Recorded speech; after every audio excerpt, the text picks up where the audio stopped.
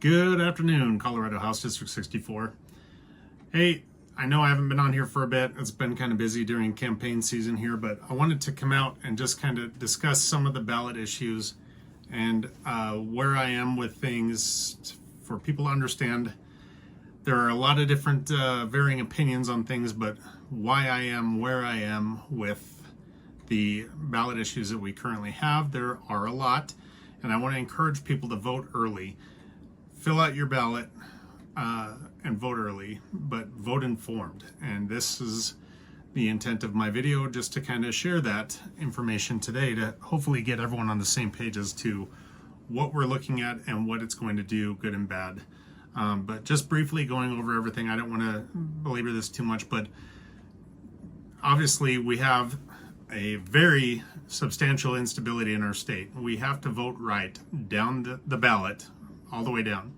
From top to bottom, vote right for your candidates. We have to get some semblance of stability back in our state, and we are not going to do that the way the current situation is with a supermajority of Democrats. We have to do better. The other thing is, this goes from federal all the way down to county and municipal. You have to be concerned with your county's situation. That being your county clerks, your county commissioners, and even your district attorneys.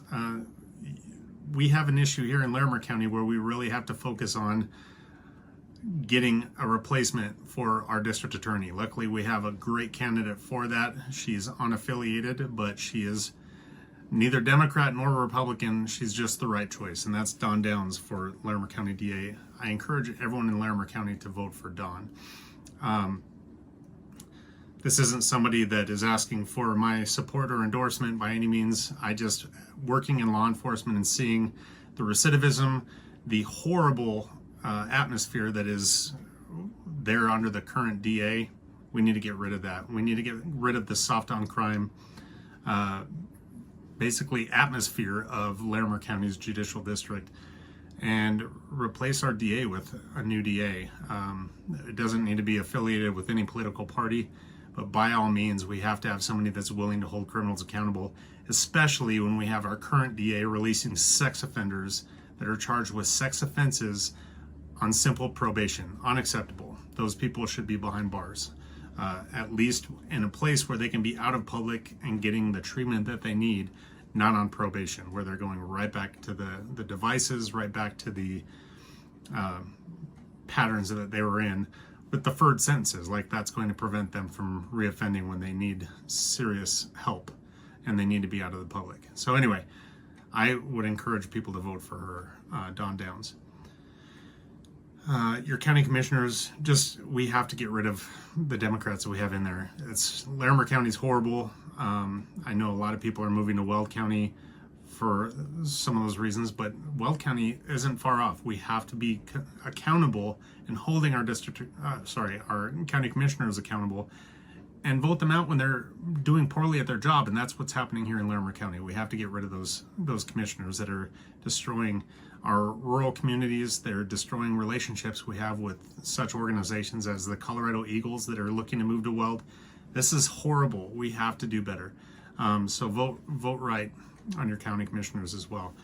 Getting to some of the ballot measures, obviously vote for Ryan Armagast for re-election for House District 64. But getting into the ballot measures, looking at Amendment G, that's going to be the modifying property tax exemption for veterans with disabilities. This is to add to the seniors.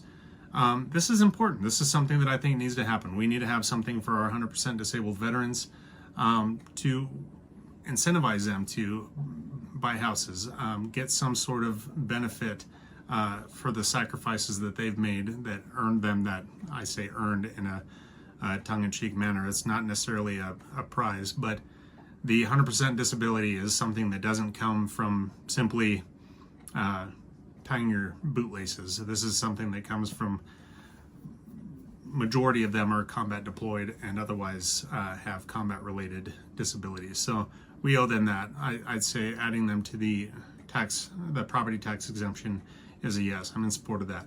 Amendment H, the judicial discipline procedures and confidentiality.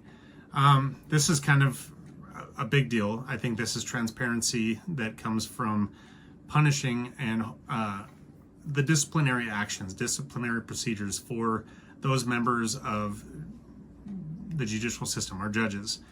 That should be public. We should have more involvement, more awareness of those things that are happening as citizens. So I'm in support of that as well. Amendment I, the constitutional bail exception for first-degree murder. Absolutely in support of that. Nobody that's being charged with murder should be offered bail or any opportunity to get out, to flee, to reoffend, to victimize somebody else, other families, stuff like that. No bail for them. So I'm in support of Amendment I. And when I say support, that's a yes vote. When I say no, that's a no vote, obviously. I'm not in support, that's a no vote. Amendment J, that's going to be up to the eye of the beholder. That is repealing the definition of marriage in the Constitution between a same-sex couple. This is something that even from gay people that I'm friends with that see this as opening a Pandora's box for other things. The gay community in Colorado, you're still able to get married. You're still able to have that union of marriage between two people, same sex. It's not an issue. So removing that, we're opening Pandora's box to create something in our Constitution that could further down the road. I only say this because I see this happen a lot. There's always something that follows these things that are pushed through. So anyway, this can open Pandora's box that you can marry inanimate objects, pets, whatever the case may be. We don't need to go down that road. I think we leave the Constitution alone where it is as far as marriage is concerned in our Constitution. Let's see, Amendment K, modify constitutional election deadlines. This is another one of those that it's up to you as far as the ballot measures go. It's the time frame, earlier than later. You can go. This isn't something that's a huge detriment to our society, yes or no. Most conservatives are against this ballot measure. Amendment 79, constitutional right to abortion. Look, there's no secret, I'm pro-life. This is not something that comes down to pro-life or pro-choice. This is something that is being put on the ballot to say that taxpayers are responsible for paying for abortions in our state. That is not okay. That's not something that I consent to. My tax is going toward that. This is not something on an individual level. So this is not something simply saying you have the right to get an abortion in our state. This is something that says you have the right for everyone in Colorado to pay for an abortion if you want one, rather than you paying for one out of pocket. Making it a medical procedure that insurance will cover and taxpayers of Colorado will have to cover the cost of. No, not okay with that. So I'm a no. Amendment 80, constitutional right to school choice. Absolutely. The ads that I'm seeing for this that are spreading a myth and misinformation about taking money away from public schools, absolutely not. This is simply opening up parental choice to be able to choose what path is the best for your child to get the best opportunities in education that they can get. This is not allowing the limiting of people to be stuck in the public school that they're in the district of. They can choose charter school, private school, homeschool, a religious school, whatever the case may be. The money can follow the student. This is parental choice, not punishing parents for not picking the public school in their district. This is giving the option of that universal school choice. I think this is a very important constitutional right. Everyone has the right to put their child in the best place that they have the best opportunities for success in their education. Absolutely yes. Vote yes on Amendment 80.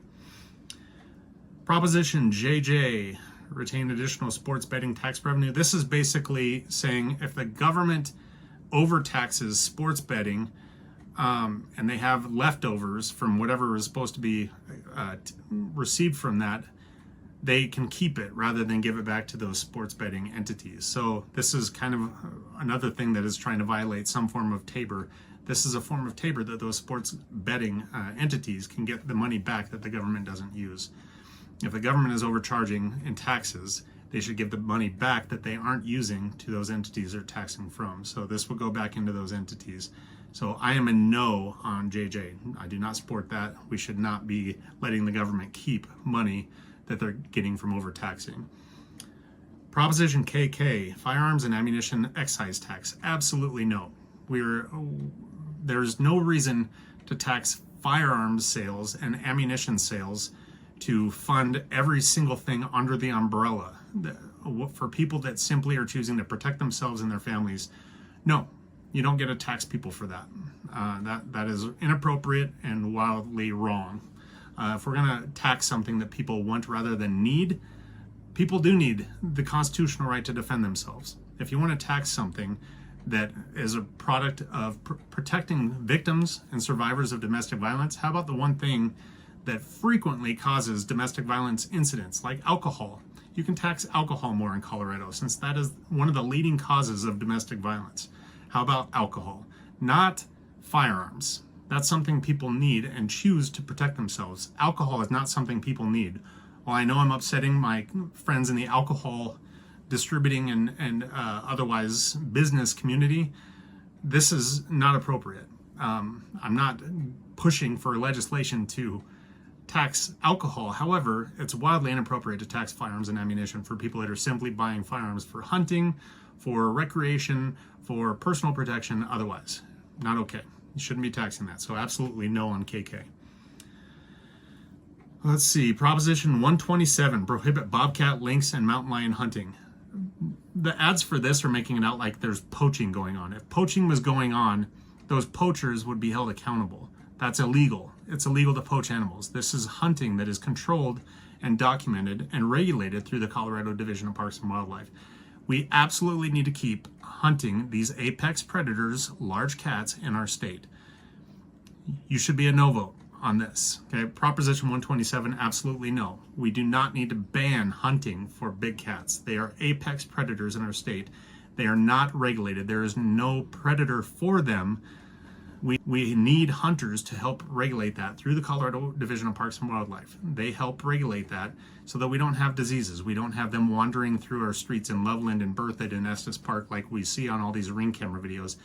Down here on the flatlands in Loveland, there's a Ring camera that caught 5 cats together big cats, mountain lions, walking down the street on a Ring camera in Loveland. That's scary. It'll only get worse if we ban hunting and regulating of those numbers and those species of apex predators. So no on 127. Proposition 128, parole eligibility for crimes of violence.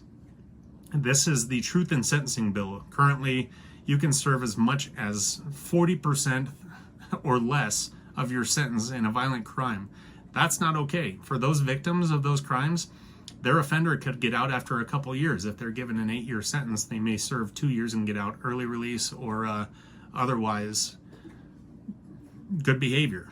So we need to push this bill that would influence an at least 80% serving of sentences for these violent crimes.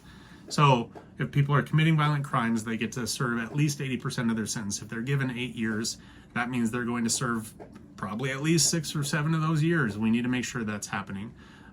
If they're getting low sentences, we don't need to shorten that because of whatever we feel is a rehabilitation or a reintroduction. No, if somebody's done the crime, they need to do the time for violent crimes with victims, sexual crimes with victims, things of that sort. So absolutely yes to promote that, raising the parole eligibility for crimes of violence. Proposition 129, establishing veterinary professional associates. I brought this bill last year. It didn't even get on the calendar because we had a conflict with a veterinary doctor who is now a legislator. So we tried to handle that before introducing the bill. Bill never ended up getting introduced. I'm glad now that it's a ballot measure. This provides or produces a mid-level veterinary practitioner. You have a veterinary technician and you have a veterinary doctor, but there's nothing in between. So you have something that's basically a bachelor's degree or less that makes not very substantial pay to somebody that is 8 years of school to become a veterinary doctor, where somebody that's here as a veterinary technician might not have the income or the resources to be able to get their doctorate and become a doctor of veterinary medicine. So this provides a master's level. CSU has already got the curriculum for it to roll out when this goes through, to create that mid-level, master's level veterinary PA. So you'll have your vet tech, your veterinary PA, and your veterinary doctor. So people can scale their education to get where they want to be in those goals of veterinary practice that is wildly diminished. And we have a very huge shortage in that field. And in veterinary care, accessibility and affordability is growing thinner and thinner. We need to expand the veterinary field and create that mid-level position so that we can get more people in that line of work and incentive to stay in that line of work rather than get washed out as a veterinary tech looking for something else that's going to make a better income to provide for your family. So this gives them that bridge of a experience, and maybe they want to finish as a veterinary PA. Maybe that's where they want to be at that mid-level instead of getting all the way up to veterinary doctor. So again, great opportunity to spread the accessibility and availability of veterinary doctors, veterinary PAs, veterinary service overall. So yes, on Proposition 129. Proposition 130, funding for law enforcement. This is the Back the Blue bill. There are a lot of conservatives that don't like this because it has a substantial fiscal note attached to it. This is a lot of money, hundreds of millions of dollars going to fund law enforcement. If you haven't noticed, here in Colorado, we've had a lot of defund the police going on over the last since 2016, when the Democrats basically got upset with the way values were going toward law enforcement. In 2020, it took a huge hit because of the media and everyone downplaying the function and need for our protectors out on the street. Besides that, making it a toxic environment to work in when all they're dealing with are people that are loud and obnoxious and belligerent. People are leaving law enforcement, and recruiting and retention has become an issue because they don't have money to pay people. They don't have money to provide for surviving spouses when law enforcement officers are killed in the line of duty. This would give a substantial incentive for spouses that are surviving when their loved one is killed in the line of duty. So this is a huge bill that goes toward training, everything else to better our law enforcement practice, better retention, better recruiting, and also just overall better quality people that we are able to have in law enforcement as it is. So yes, on Proposition 130. Last but not least, Proposition 131. That's the establishing all candidate primary and ranked choice voting, known as the jungle primaries, known as just kind of garbage. This is a no. This is going to be something that further confuses and clouds, more convoluting issues with our election system when people are already struggling with their ballots and getting things done as it is. This would give you the ability to rank who you're voting for rather than picking a candidate. This also creates an open primary. We need to have grassroots politics. We need to have the ability for people to be the candidate on their ballot, not having it to where it's so diluted and watered down. People don't know what or who they're voting for based on a ranking system rather than voting for one candidate or the other. So no on 131. I know a lot of people have questions on things. I'm going to be open for any, if you want to message me or otherwise shoot me an email, whatever you want to do to get your question answered. Please reach out. There are a lot of voting guides out there. Please make sure you're checking those voting guides, but vote early. Get your ballot into the ballot box to help your clerk and those volunteers, those election judges and watchers, everyone that's there to help make our elections more safe and secure. Get your ballot in early. That way they're not dealing with the overwhelming number of ballots and votes that are going to be coming in on November 5th. So you get them in now, they're counted, they're tabulated later, but at least now they're getting counted. When they can start tabulating these ballots, they're actually getting tabulated from that time. I think it's October 26th through November 5th. So making sure that we give them that window rather than all of that happening on November 5th and making that drag out so much longer after November 5th than it needs to. For those tight races, this is an important thing. I know there's a lot of theories behind why you should or shouldn't vote early, why you should or shouldn't vote in person. Don't put your ballot in the mailbox. Put it in the ballot box. The ballot box is secure, and the people that touch ballots from the ballot box have to complete a chain of custody. When you put it in the post office, there's no chain of custody. So if they lose, anything happens to your ballot, there's no way of knowing when, where, who, how it disappeared. So that chain of custody is in the ballot box and through your county clerk's office if you drop it off in the ballot box or directly to your county clerk. There's a chain of custody, so you know exactly where your ballot is. You use ballot tracks, that way you know your ballot was picked up, you know your ballot was delivered and received, but make sure you're voting. And if you know people that aren't voting, help them. If you know people that are holding onto their ballots, help them get their ballots in. If you know people that are not sure, help them fill out their ballot. Help them. It's not about coaxing or being fraudulent on anything. This is talking to people about what's on their ballot, getting through their concerns or issues or confusion, getting their ballot filled out, and helping them get their ballot into the ballot box. Remember, you can hold up to 10 ballots per election. So if you handle a ballot for somebody else, you can do that for 10 different ballots, including your own, during an election. And that is legal in Colorado. So make sure if you have to help people out, family members, whatever, to get their ballot into the ballot box, do so. Just don't do it fraudulently. Don't do more than your share of 10. Don't be bringing a backpack full of ballots to drop in the ballot box. But you can have 10.